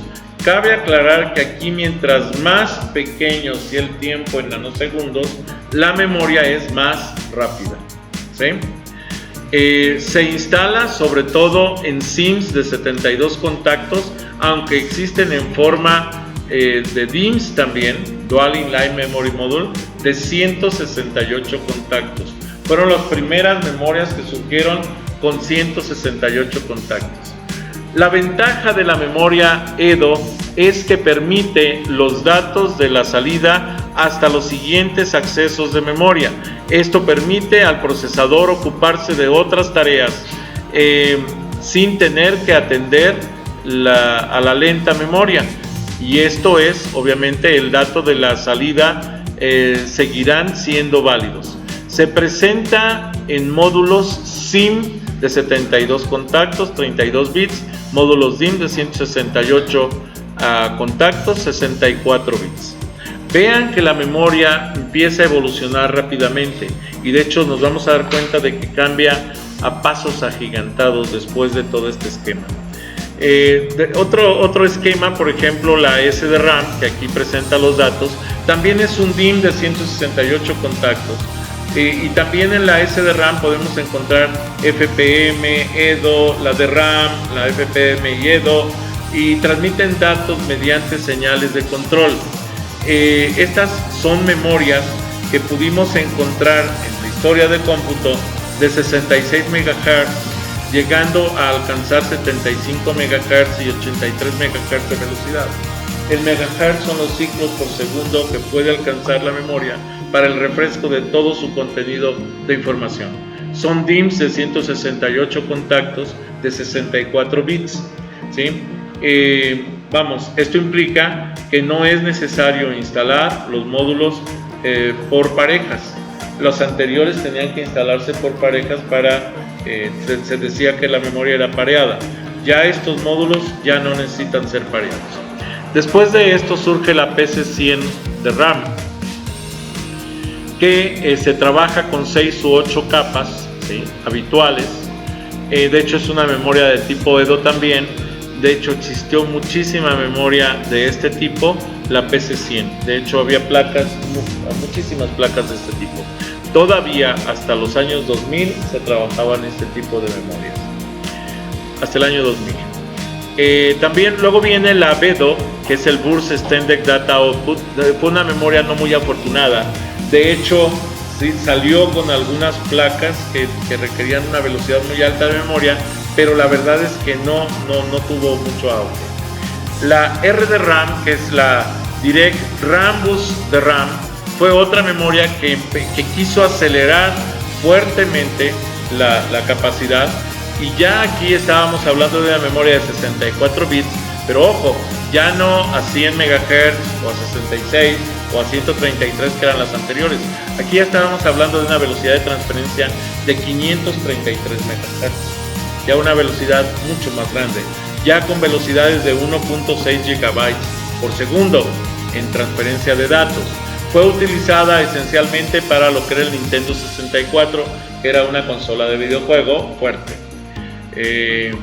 La DDR SDRAM, que era la doble data rate SDRAM, que la podíamos encontrar 83, 100 y 125 MHz como memoria RAM común. La SLDRAM, que ya hablábamos de 400 MHz y podía llegar hasta los 800 MHz con 800 megabytes, ojo, por segundo de transferencia y con un alcance de 1.6 a 3.2 GHz de velocidad de refresco. La SDRAM, ¿sí?, es el tipo de memoria que funciona a 133 MHz ya con 1.6 GB por segundo, pudiendo alcanzar un modo doble de velocidad de 150 MHz hasta 3.2 GB por segundo. Es una Flash Page Mode, ¿sí? Y bueno, esta fue la primera, la SDRAM, fue la primera utilizada en las tarjetas aceleradoras gráficas. La MDRAM Multibank de RAM es increíblemente rápida, 1 GB por segundo, pero su costo también era muy elevado. La SGRAM, Synchronous Graphics RAM, ¿sí?, que era una memoria que por sus características podía trabajar ya aceleradores o tarjetas gráficas 3D. Fue la primera, la SGRAM, fue la primera utilizada con aceleradores gráficos 3D. La VRAM, ¿sí?, también Video RAM, fue utilizada para aceleradores gráficos, lo mismo que la WRAM. Muy bien. Podemos ver aquí una historia muy rápida de lo que son los procesadores. Hablando de procesadores que empezaron con la DRAM, por ejemplo, de 30 contactos, ¿sí? Esto es el procesador 386. Después el 486 lentos, ¿sí?, 30 contactos. Aquí, por ejemplo, tenemos el DX33, velocidades inferiores. Y luego tenemos el 486 rápidos y los Pentium lentos, que fueron los DX2 66 o superiores y Pentium de 60 a 66 MHz. Luego tenemos los Pentiums, que son utilizaron los SIMS de 72 pines, ¿sí?, de 70 a 60 nanosegundos, y los Pentiums MMX, que surgen junto con los AMD K6, que utilizan los SIMS de 72 contactos o 60-50 nanosegundos. Enseguida vienen los Celeron Pentium 2 hasta 350 MHz, con una SDRAM de 66 MHz, DIMMs de 168 contactos, y estos ya trabajan a 20 nanosegundos. Ojo, de aquí para acá se aumenta a más del doble la velocidad de la memoria RAM. Suelen admitir también la PC100 y la PC136 cuando estamos hablando de los K6-2. Luego viene los Pentium 2, 350 MHz o más, Pentium 3, AMD K6-2, AMD K6-3, AMD K7 Athlon, SDRAM de 100 MHz, PC100, en módulos DIMM de 168 pines, ya a 10 nanosegundos, al doble de velocidad que estos. Y bueno, obviamente estos ya son PC133. Enseguida viene lo que es el Pentium 3 con Permin de 533 MHz o más, el AMD K7 Athlon y el AMD Duron. SDRAM 133 MHz, DIMMs de 168 contactos de 8 nanosegundos, más baja la velocidad que más alta velocidad con menos tiempo de refresco, es mucho más rápido. La memoria más utilizada en la actualidad. Tenemos entonces los DIMMs SDRAM de 168 pines que utilizaban 3.3 voltios de PC66, PC100 y PC133. De ahí migramos a los DDR SDRAM de 184 pines con 2.5 voltios de 200 a 800 MHz. Los DIMMs DDR2 SDRAM que tienen 240 pines de 1.8 voltios de 400 a 1066 MHz. Los DDR3 SDRAM que tienen 240 pines, 1.5 voltios y tienen una muesca, ¿sí?, en lugar distinto del DDR2. No puedo utilizar uno con otro porque incluso trabajan voltajes diferentes y tienen muescas diferentes para ponerse en el slot de expansión de la memoria. Trabajan a 512 megabytes o 1060 y a 1066 MHz y con una tasa de transferencia de 800 a 1600 MHz. También existen los DDR4, ¿sí?, que son también de 240 pines, pero que ya trabajan a un voltaje de 1.2 volts, lo vamos a ver más adelantito, y que ya tienen una velocidad mayor a los 2066 gigabytes de proceso. Aquí tenemos, por ejemplo, para que vean la historia de los modelos de la RAM, tenemos la DIP de 30 pines, ¿sí? Aquí tenemos otro modelo de 30 pines. Luego tenemos este otro modelo de 30 pines que fue el más utilizado. Estos eran en slots fijos que se insertaban en las tarjetas madres. Luego viene lo que son los 72 pines, que son SIMs, Single Inline Pin, solo tenían pines por un solo lado. Y luego ya vienen los DIMMs, que tenían los pines por los dos lados, conectores por un lado y por otro de la tarjeta, y que estamos hablando de 168 pines. Y este es un DIMM base de 66 Hz y este es un PC100 de 100 Hz, 168 pines. Aquí tenemos el análisis más o menos de la evolución de las memorias. DDR, que nació en el 2002 con 2.25 volts de consumo, velocidad de 266 megabytes por segundo y densidad de 128 megabits. El DDR2, que surge en el 2004, de 1.8 volts, velocidad de 400 megabytes por segundo y densidad de 256 megabits. La mejora con respecto al desarrollo anterior, o sea, esta DDR, fue 28% menor consumo de energía, 50.3% más rápida que la DDR y 100% mayor densidad que la DDR. Luego viene la DDR3 en el 2007, que consume 1.5 volts, velocidades de 1066 megabytes por segundo y densidad de 1 gigabyte. Si observamos las velocidades, ya la velocidad de la memoria es mucho más alta. Las mejoras con respecto a la anterior fue 16.6 menos consumo de energía que la DDR2, 166.5 veces más velocidad que la DDR2 y 300% más densidad que la DDR2. La DDR4 del 2014, ojo, ya estamos hablando de lo que se está usando ahorita, 1.2 voltios de consumo de energía con velocidad de 2133 megabytes por segundo. Vean que es, el doble que esta. Con una densidad de 4 gigabytes, 4 veces más densa la memoria que esta. Eso quiere decir que tiene mucho mayor capacidad. 20% menos consumo de energía que la DDR3, 100% más velocidad que la DDR3, 300% más densidad que la DDR3. Caché, la memoria caché. La memoria caché, existen 4 tipos de memoria caché. L1 interna, L2 interna, L3 interna, todas estas internas al procesador, y la L3 externa, que corresponde a la memoria caché que se ubica en la tarjeta madre y que está intermedia entre el procesador y la tarjeta RAM. La memoria caché es una clase de memoria RAM, pero es una memoria estática, ¿ok? Esta memoria estática, SRAM, de acceso aleatorio y alta velocidad, no requiere la reenergización de los procesos, por lo que tiene, como hagan de cuenta que cada celda de almacenamiento de bits tiene un capacitor que almacena energía y que está proveyendo energía ahí.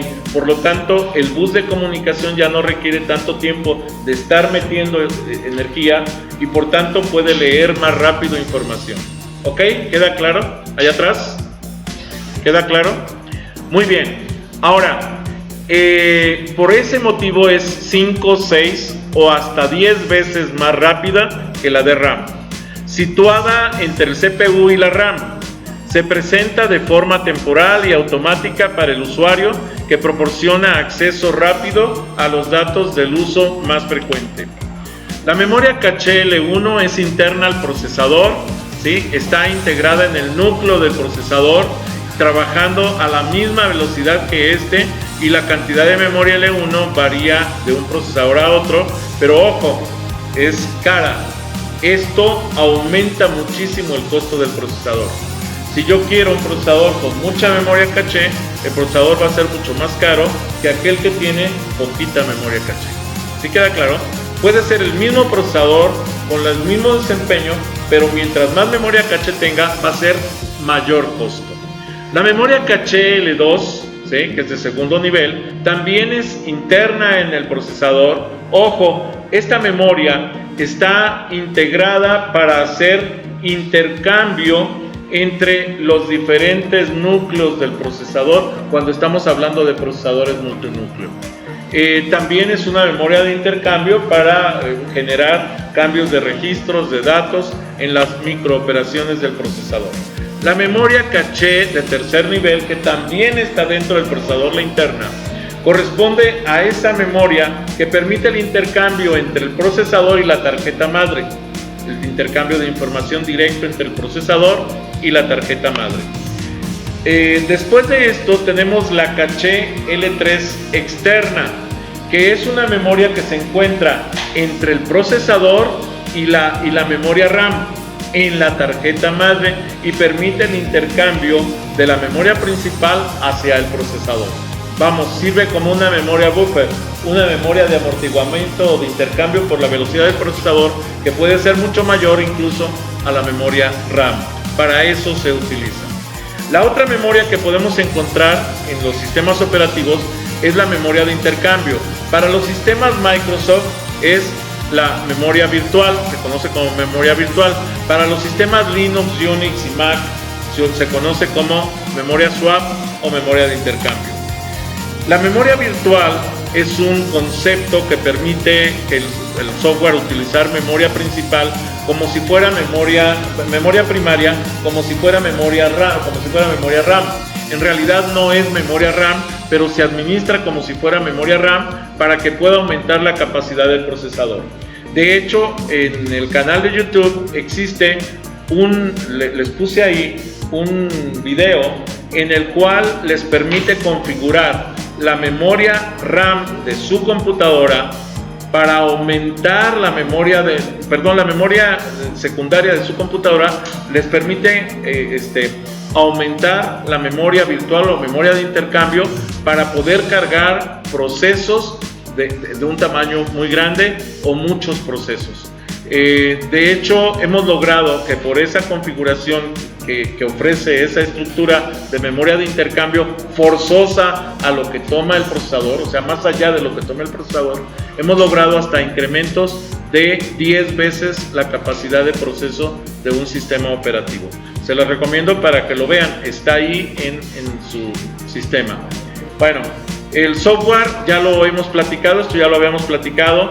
El software que existe, pues ya lo saben, son los lenguajes de programación, son los sistemas operativos y son el software de aplicaciones. Nosotros trabajamos directamente con el software de aplicaciones. Los lenguajes de programación principales que vamos a encontrar son lenguajes de bajo nivel, lenguajes de medio nivel, lenguajes de alto nivel. Vamos, los lenguajes de alto nivel pues son aquellos que en la actualidad son los que están funcionando para el desarrollo de cualquier cosa.